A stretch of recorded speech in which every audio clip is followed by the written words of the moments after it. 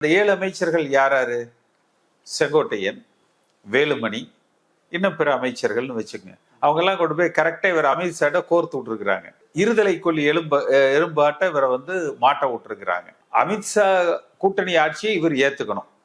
இவர் அந்த கூட்டணி ஆட்சியை ஏற்றுக்காவிட்டால் அமித்ஷா பழி வாங்கிடுவார். ஏற்றுக்கொண்டால் அதிமுக தொண்டர்களும் வாக்கு வங்கியும் பழி வாங்கிடுவாங்க. ஏதோ கொண்டு போய் சிக்க வச்சிருக்கிறாங்க. இல்ல கட்சியை சிக்க வச்சுட்டார், இதுதான் விமர்சனம்.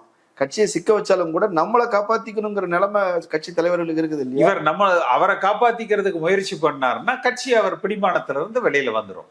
அவர் அந்த கூட்டணி ஆட்சிக்கு இவர் ஒத்துக்கொள்ள வேண்டும். ஒத்துக்கொள்ளாவிட்டால் அமித்ஷா பழி வாங்கிடுவார். ஏன்னா இவர் அமித்ஷா இடத்துல தனிப்பட்ட முறையில் ஒத்துக்கொண்டார்.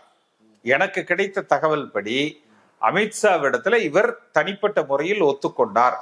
2026 தேர்தல் எங்களுக்கு முக்கியம் இல்ல, 2029 தேர்தல் முக்கியம், நாடாளுமன்ற தேர்தல் முக்கியம், அதனால இந்த கூட்டணி வேணும்னு அவங்களாதான் வந்தாங்க. அப்படித்தானே எங்க வந்தாங்க? எடப்பாடி பழனிசாமி டெல்லிக்கு 3 கார்ல மாறி போய் அமித்ஷாவை பார்த்தாரா? இல்ல அமித்ஷா ஏதாவது மாறுவேடம் போட்டு இங்க சென்னைக்கு ஒரு 4-5 கார்ல மாறி மாறி போய் எடப்பாடி பழனிசாமியை ரகசியமா சந்திச்சாரா? எது நடந்தது இதுல சொல்லுங்க. எடப்பாடி தான் போய் பார்க்க போனாரு. ஆமா, அப்புறம் அவங்க வந்தாங்க நீங்க எப்படி சொல்ல முடியும்?